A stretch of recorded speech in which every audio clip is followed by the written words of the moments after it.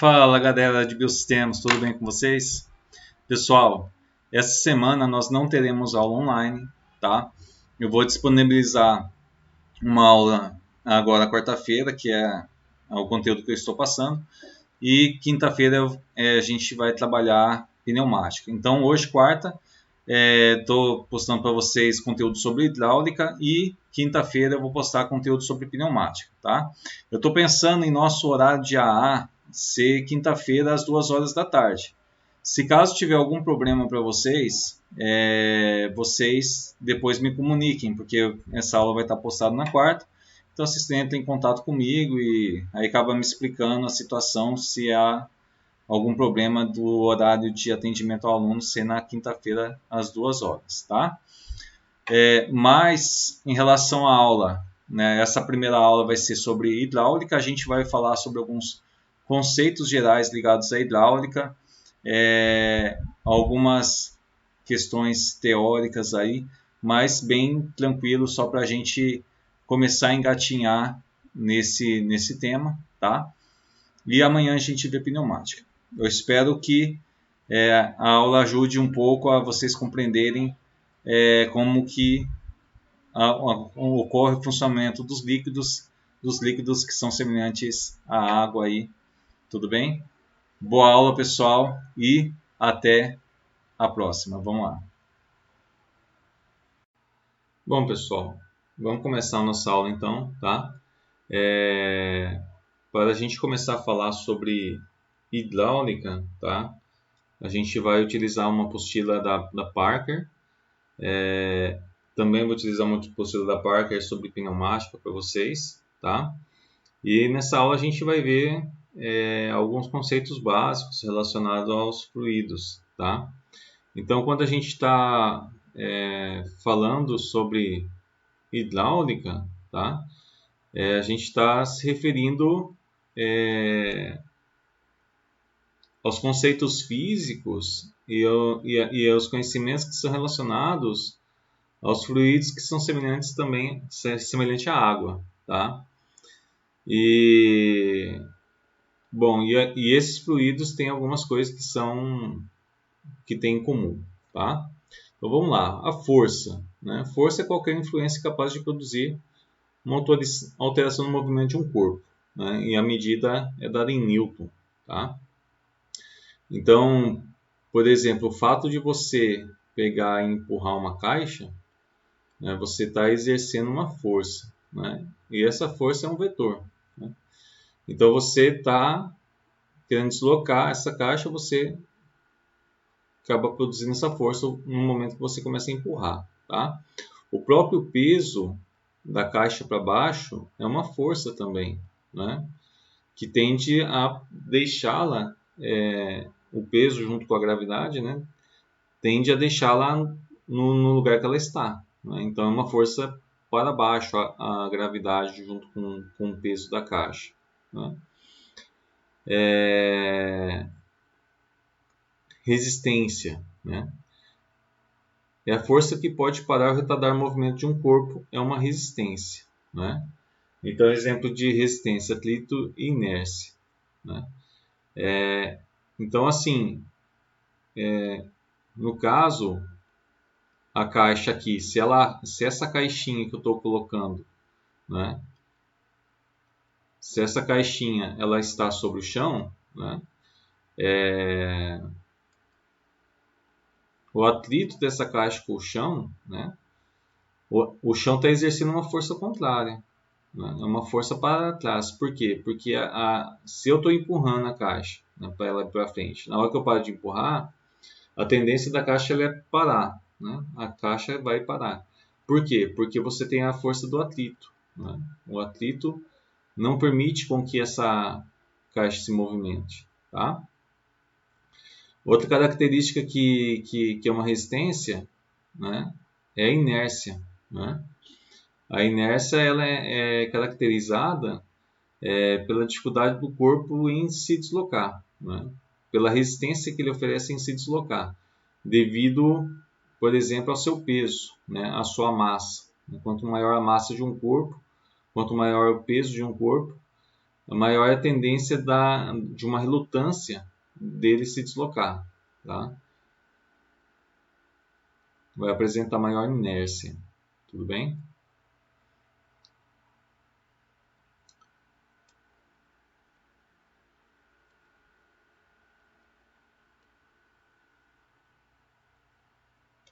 Aqui eu já comentei, né? O caso do chão, né? Sendo uma resistência, você está deslocando, mas existe a força ao contrário causada por causa desse atrito. Né? Então surge a resistência. Já falei sobre a inércia, né? Está relacionado quanto maior a massa ou a matéria de um corpo, mais pesado, mais difícil de movê-lo. Tudo bem?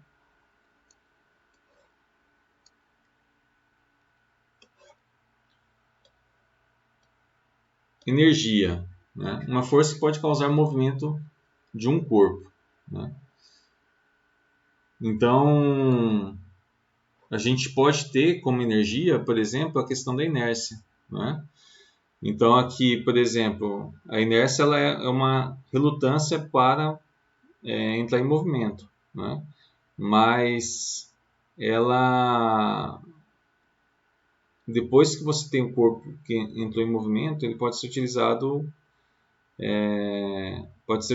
como fonte de energia. Né? Então, por exemplo, você pega uma bola de madeira e uma bola de chumbo. A bola de madeira ela é menos densa. Né? Mesmo que as bolas sejam do mesmo tamanho, né? A bola de madeira é menos densa, enquanto a bola de chumbo é mais densa. E se ela é mais densa, mesmo tendo o mesmo tamanho, ela é mais pesada. Então, a bola de chumbo, ela demonstra maior dificuldade para ser parada. Né? A tendência dela é ter uma energia maior. Né? Então, ela tem uma energia maior porque quando ela está em movimento, ela apresenta uma dificuldade em ser parada. Né? E essa energia que a bola de chumbo está armazenando, né, quando ela está em deslocamento, ela pode, na hora que ela bater com outro objeto ou outra bola, ela vai transmitir essa energia e vai colocar esse objeto em movimento. Né?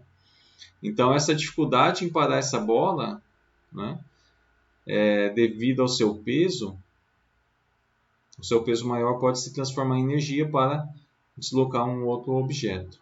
Tudo bem?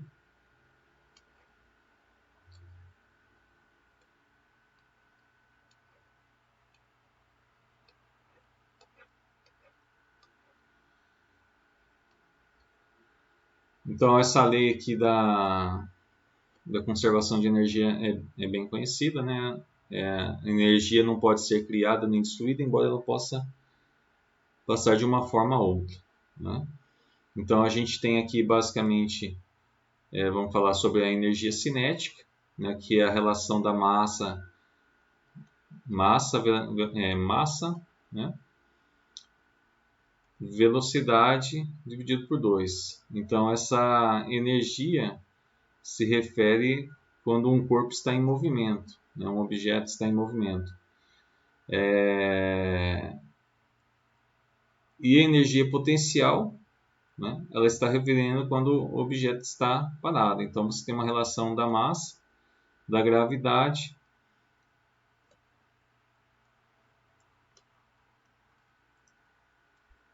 massa, gravidade e também da altura de um objeto. Né? Então, por exemplo, aqui você tem uma caixa d'água. Né? Então, aqui, o líquido que está parado nessa caixa, você tem uma energia potencial. Né? A caixa d'água, devido à quantidade que tem armazenado, você tem uma massa aqui. Né? E aí, junto com a força da gravidade, né? E também a altura que está esse líquido, né? Em relação ao chão, né?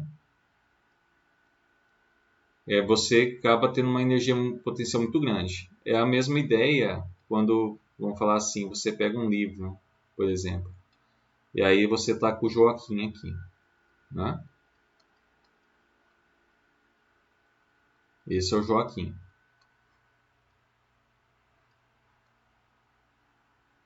E aí você pega o livro, né? Então, assim, essa altura é sempre em relação a dois pontos, né? Então, por exemplo, você está com um livro, o professor está com um livro, não sei como fazer uma risada sarcástica aqui.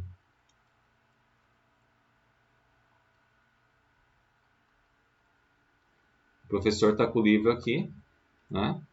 Sobre a cabeça do Joaquim, né? O livro ele tem uma massa, né? E ele tem a ajuda da gravidade também, né? Mas se esse livro tiver, por exemplo, a 1 centímetro de altura aqui do Joaquim, né? Se está a 1 centímetro de altura, em relação à cabeça do Joaquim, não tem tanta energia potencial. Então, na hora que o professor largar o livro, não vai causar tanto estrago, né? Agora, se o professor está segurando o livro sobre a cabeça do Joaquim a 1 metro, né? Em relação à cabeça do Joaquim a 1 metro de distância da cabeça do Joaquim, você tem uma energia potencial maior, né? E essa energia potencial maior pode causar mais estrago sobre o Joaquim. Né? Então, você tem essas duas situações, tá? E você tem também a mudança, né, a alteração dessa energia de um lado para o outro. Então, a energia que estava armazenada, a energia potencial, né, que você tinha aqui na caixa d'água, ela pode se transformar em energia cinética quando ela está em movimento, quando você abre a torneira, por exemplo, né? E depois ela pode voltar a ser energia potencial quando você armazena essa água dentro de um copo, por exemplo, né? Você está armazenando dentro de um copo de água ou outro lugar, né? Então, por isso que a gente mantém a água, você tem caixas d'água num lugar alto, porque a gente utiliza da gravidade, né? Utiliza da gravidade e também da altura para que a gente tenha uma energia potencial aí. Tudo bem? O trabalho, pessoal. O trabalho é uma... Deixa eu pegar aqui. O trabalho é um movimento de objeto através de uma determinada distância, né? E ele é caracterizado como Newton por metro, né? Então, quando você está aqui e você empurra a caixa, né? Essa relação da força, né, com o deslocamento, né, ela é o trabalho, né? Então, esse trabalho, né, é uma multiplicação da força com o deslocamento, tá? E são vetores, né? Então, se é vetores, né, dependendo do sentido da força, né, há uma relação também com o ângulo, né? Então, por exemplo, se você tem, por exemplo, o peso está exercendo uma força para baixo.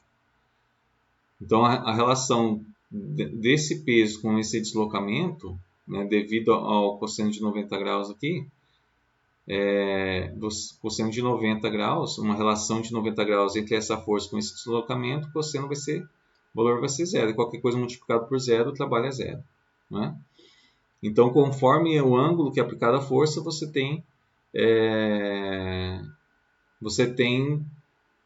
um trabalho diferente. Apesar de a força e o deslocamento serem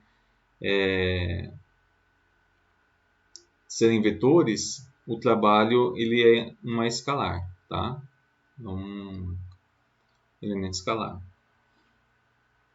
Mas essa relação de força exercida e deslocamento realizado, né? Força em Newton e deslocamento em metro, e aí você tem a energia em Joule, tá?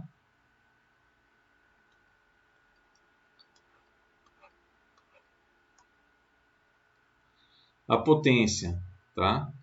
A potência está relacionada com a capacidade de você realizar trabalho no tempo, e aqui o tempo é em segundos, tá? Então, uma ideia que eu utilizo o pessoal de mecânica lá, né? Vamos supor que você tem um trabalhador aqui, né? Você tem esse cara, e esse cara, ele tem várias... Vamos falar que ele tem vários livros aí, né? Ele tem vários livros e ele tem que passar esses livros do lado direito para o lado esquerdo, né? Ele tem que passar esses livros do lado direito para o lado esquerdo, tá? Então, esse daqui é o trabalho dele, né? Esse é o trabalho dele, fazer esse deslocamento desses livros. E aí, vamos falar que esse cara, ele consegue transportar de um lado para o outro 10 livros. 10 livros em 1 minuto, ok? Aí você pega outro cara que ele está meio cansado, né? E ele tem que fazer o mesmo trabalho. Tem que passar os livros de um lado para o outro. Só que esse cara, ele consegue passar somente, né? Consegue passar somente 5 livros em 1 minuto, né? Então, quem realizou mais trabalho dentro de 1 minuto, né? Então, foi aqui o nosso amigo Joaquim, né? O Joaquim aqui foi quem conseguiu passar mais livros de um lado para o outro dentro do mesmo tempo. Então, esse cara aqui, ele tem maior potência, né? Ele tem maior potência, ou seja, ele tem uma capacidade de realizar mais trabalho no mesmo período de tempo, né, do que o nosso amigo aqui, que conseguiu somente 5 livros em 1 minuto. Tá? Então, potência é essa relação do trabalho que é realizado em relação ao tempo. Tá? E a potência, né? A potência ela leva a unidade em elétrica, né? A gente utiliza bastante a unidade watts em homenagem a James Watts, que foi o cara que fez essa relação do trabalho e o tempo, fazendo um teste aqui com os cavalos, né? Deslocamento de 250 kg na força a uma altura de 30,5 cm em 1 segundo, né? E aí a gente tem essa relação numérica, né? De 745,7. Então, se você tem se você desloca 1 newton, se você aplica uma força de 1 newton, né? E desloca 1 metro, né, dentro de 1 segundo, né, você vai ter o que a gente fala de 745,7 newtons metros por segundo, ou 745,7 watts, tá?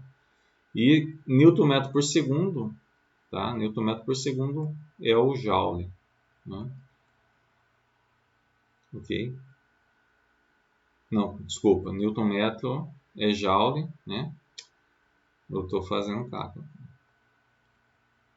Então, por isso que a gente pode falar que newton metro por segundo é joule por segundo e joule por segundo é watts, tá?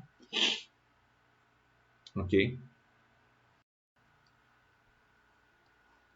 Pessoal, horsepower, tá? É um termo muito comum na elétrica. Normalmente a gente arredonda para 700 a gente fala que 1 HP em elétrica é igual a 746 watts, tá?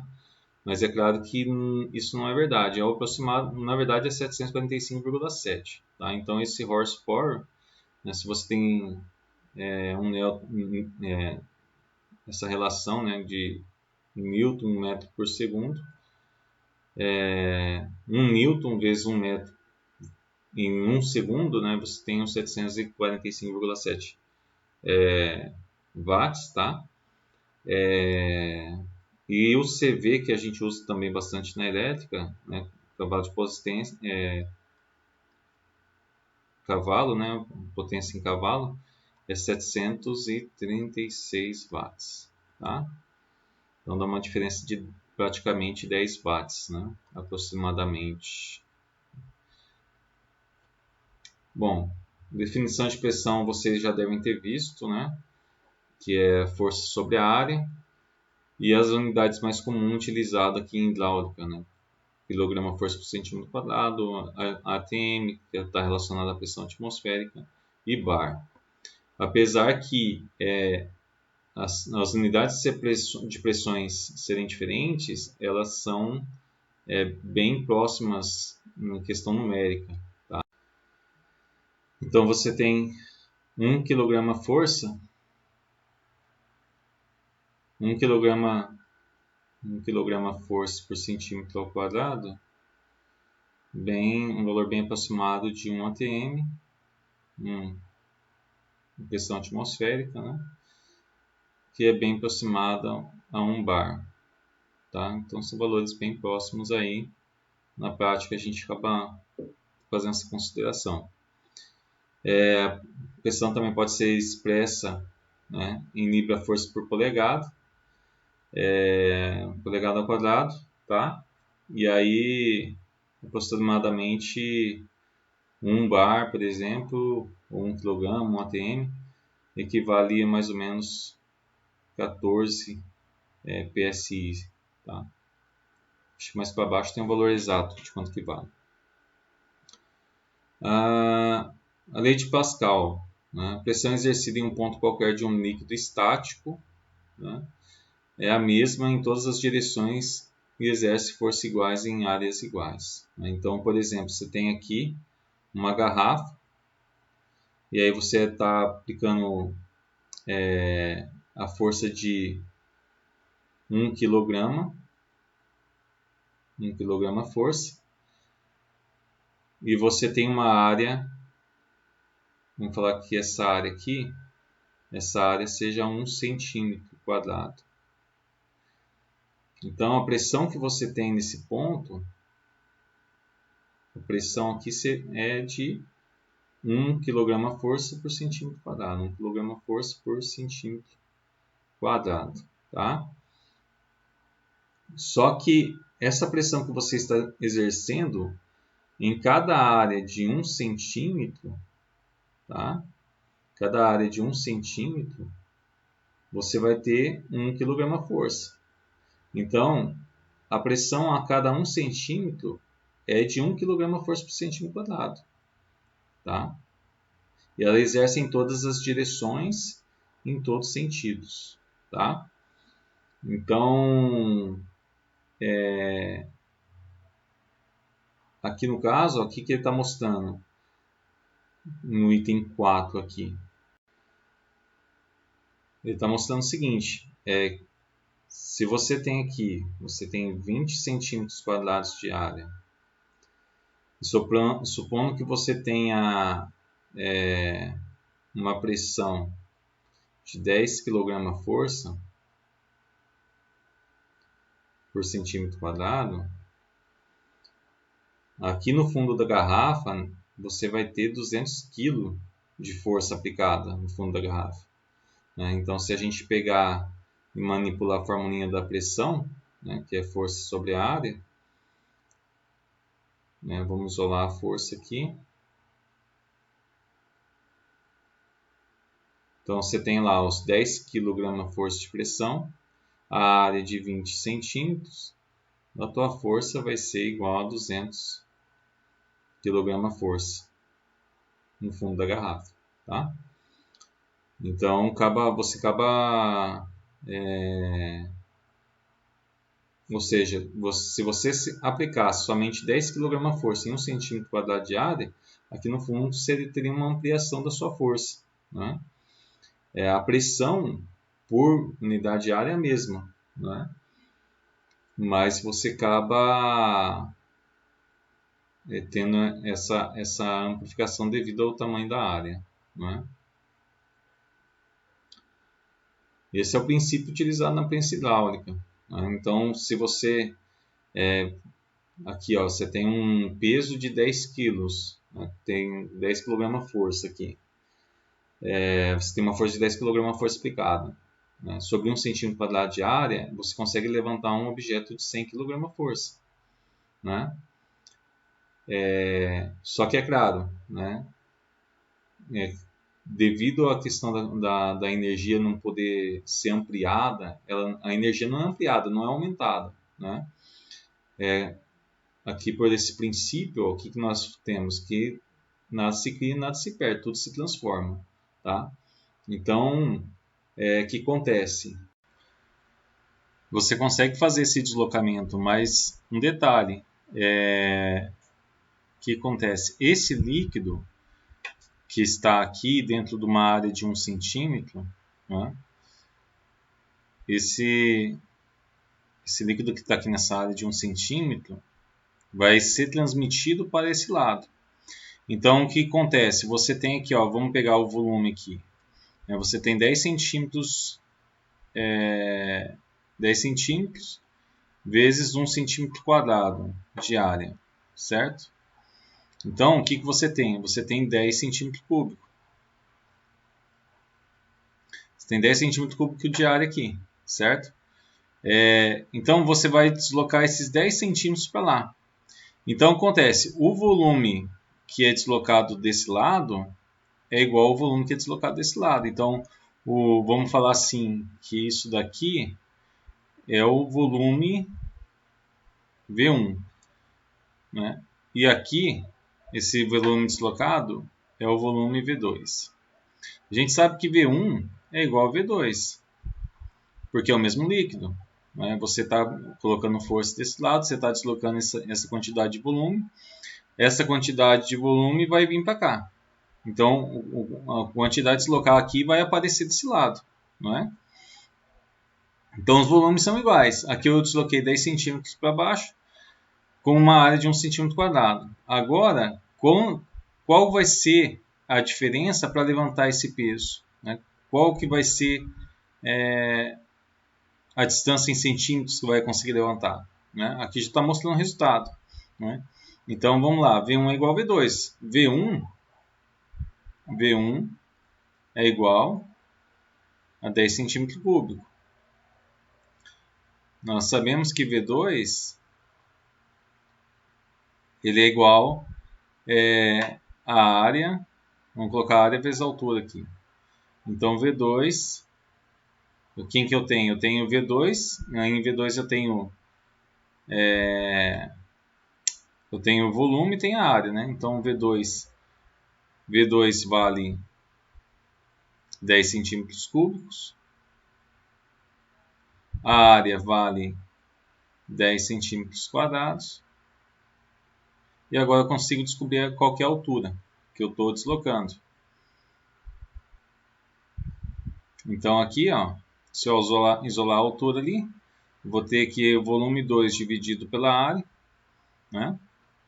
Então a altura vai ser igual ao quê? Volume 10 dividido pela área 10, eu vou ter 1 centímetro de altura deslocada. Então você consegue essa ampliação de força, mas não existe milagre, né? Alguma coisa acaba descompensando aí, e nesse caso foi a altura que você conseguiu realizar esse deslocamento. Você conseguiu uma ampliação da sua força quando você aumentou a área, porque a pressão nos dois pontos era a mesma, mas a altura que você consegue levantar, você acaba perdendo. Ok, pessoal? Então, pessoal, vamos falar um pouco sobre algumas características dos líquidos, tá? No caso, os líquidos eles são substâncias em que as moléculas se atraem umas às outras, só que elas não são estáticas, né? Elas não têm uma posição rígida aqui interna, né? Então isso é uma diferença em relação aos sólidos, tá? Outra característica dos líquidos, tá? Eles têm uma energia molecular, né? Então, mesmo que o líquido esteja parado, né, as moléculas elas estão em constante movimento, né, de um lado para o outro. Só que não existe uma força gerada ali, porque como eles estão em todas as direções e sentidos, né, a força que é gerada é igual a zero, tá? E que acaba se anulando essas forças. Mas ali as moléculas estão sempre em movimentação, se colidindo uma contra as outras, tá? E não há uma força resultante de movimento do líquido, da mistura, por causa disso, tá? Eles podem tomar qualquer forma, então, independente como fala, do recipiente que está, esse recipiente, o líquido vai ocupar a forma de onde ele estiver armazenado, tá? E eles são também incompreensíveis, tá? E isso traz vantagens para a transmissão de força, tá? Você não consegue comprimir o líquido, tá? Semelhante a vamos falar assim, uma pedra. Uma pedra, um sólido, você não consegue... uma pedra você não consegue comprimi-la, não é? Vamos colocando usando de forças naturais, né? Então, líquidos são incompreensíveis também, tá? A transmissão de força, né, aqui houve uma comparação em relação aos sólidos. Quando você aplica uma força sobre um sólido, a força que você está transmitindo, né, nessa direção aqui, ela vai transmitir na mesma direção, tá? Já no líquido, essa transmissão ocorre em todas as direções e sentidos. Então, se você tivesse uma tampa móvel, né, nessa parte, você empurrando, você ia ter uma pressão interna que ia estar sendo direcionada para todas as direções e sentidos aqui internamente, tá? Beleza, e vamos falar sobre viscosidade dos líquidos. Então, pessoal, a viscosidade é uma resistência ao fluxo das moléculas, né? Quando elas deslizam umas sobre as outras, né? E é uma medida inversa da fluidez. Então, quanto mais viscoso é um líquido, mais difícil é dele se deslocar. Por exemplo, né? Aqui no caso ele pegou aqui um exemplo do mel. Se você tem um mel gelado, né? Você tem um frasco de mel lá na sua casa, o mel está gelado, melado. Se você for tentar passar esse mel através de um funil, né? E ele está frio, você vai perceber que nos líquidos mais frios há uma viscosidade maior, há uma dificuldade de passar, né, devido a esse atrito entre as moléculas, né? Mas, se você provoca esse aquecimento, e a tendência é quando o líquido é aquecido é que as moléculas fiquem mais soltas, né? Você tem uma maior movimentação de moléculas de um lado para o outro. Então, quando você realiza esse aquecimento, você percebe que o mesmo líquido agora está com uma viscosidade menor, né? Devido ao aquecimento. E aí vai passar com mais facilidade através do funil. Então, quanto mais quente está o líquido, né, menor é a viscosidade, tá? Para passar aqui, tudo bem? Uma das medidas de viscosidade é uma baseado um teste de Seibold, né? Foi um professor. O que ele fez, né? E esse teste existe bastante equipamentos laboratórios que são construídos dessa forma. Você tem um reservatório, aqui no caso ele está enchendo com óleo, tá? Mas tem reservatórios que são feitos com água também. E aqui você tem um termômetro para acompanhar a temperatura desse líquido, tá? E aqui uma resistência de aquecimento. Mas a função dessa, seja água, seja óleo que está aqui, a função é realizar o aquecimento e através da condutância vai transmitir aqui para o líquido, tá? Esse líquido vai dar uma pré-aquecida. Após dar essa pré-aquecida, você utiliza uma quantidade de líquido padrão, tá? E no teste de Seibold você libera a passagem do líquido até que chegue na altura de 60 milímetros, tá? 60 milímetros. E aí, na hora que você abriu essa válvula, você aperta aqui o cronômetro, tá? E aí o tempo decorrido para chegar nos 60 milímetros aqui na sua na sua deca, no seu pote aqui, vai corresponder à viscosidade na unidade SSU, que é segundo Seibold universal, tá? Então, quanto maior o valor desse Seibold, tá? Maior é a viscosidade. Então, por exemplo, aqui, ó, 315 SSU, né? É uma alta viscosidade, tá? E baixa de viscosidade abaixo de 100 SSU, tá? Então, os óleos que são utilizados aí para nos sistemas hidráulicos normalmente estão em torno de 150 SSU a 38 graus. Caso você aqueça aquele recipiente em torno de 38 graus, ok? Pessoal, outra característica da viscosidade, tá?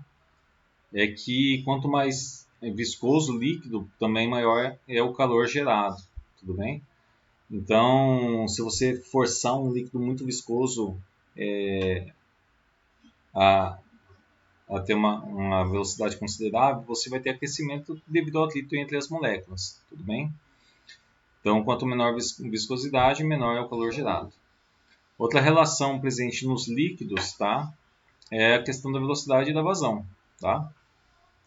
Então, essas duas informações estão relacionadas, tá?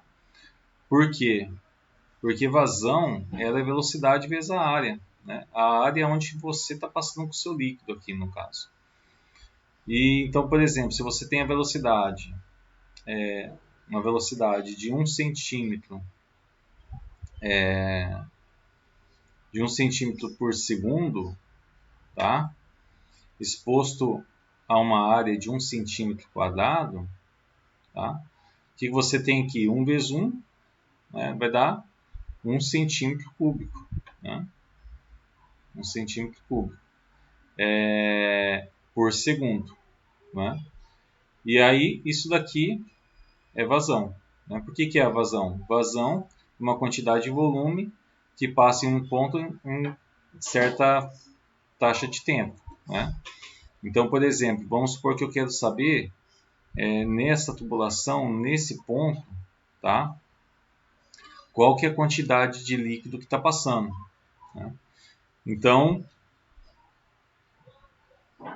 eu pego aqui na frente, coloco um tanquinho aqui na frente e começo a cronometrar, né?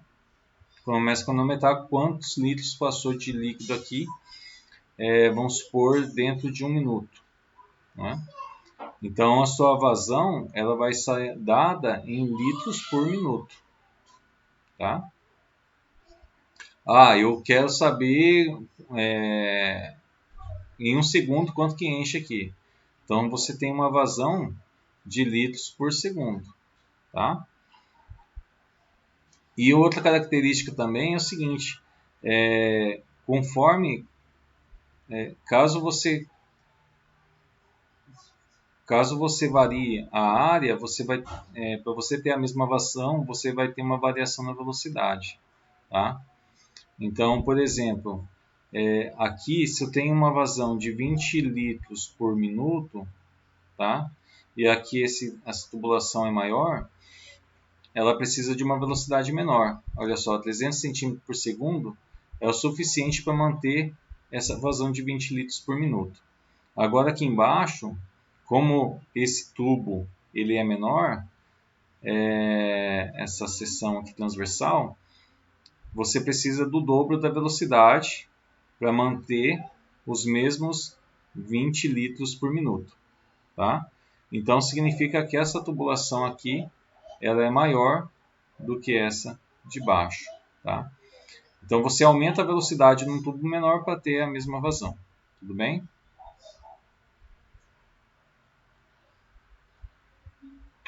O atrito gera calor. Vamos lá.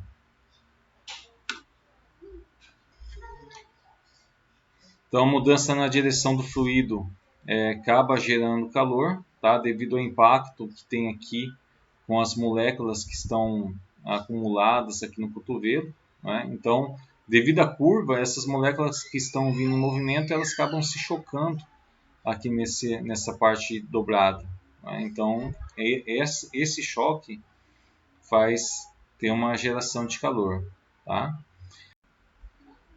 Bom, pessoal, e pressão diferencial, tá? É sempre a diferença de pressão entre dois pontos. E nesse caso, o que está acontecendo aqui? Ele está indicando que aqui, ó, nesse ponto tem 14 quilos, aqui eu tenho 12. Mas por quê? Porque devido ao líquido que está passando aqui no meio, ele entrar em atrito com as paredes do tanque, tá? E até mesmo por causa da sua viscosidade, parte da energia está se transformando em aquecimento, tá? Parte da energia, parte da pressão está se transformando em aquecimento devido ao atrito com a tubulação, tá? Então, por isso que você vê essa diferença de 2 kg entre o 14 e o 12, tá? Há uma perca de energia aí em forma de calor, tá? Bom, pessoal, por hoje é só, tá? Na semana que vem a gente continua. A gente vai falar sobre os fluidos hidráulicos, como que eles são compostos, tá? Qual que é o princípio de funcionamento para você conseguir utilizar esses fluidos, tá? Quais são os tipos de reservatórios que nós temos e tudo mais, tá? Então, na próxima aula a gente vai continuar daqui, tudo bem?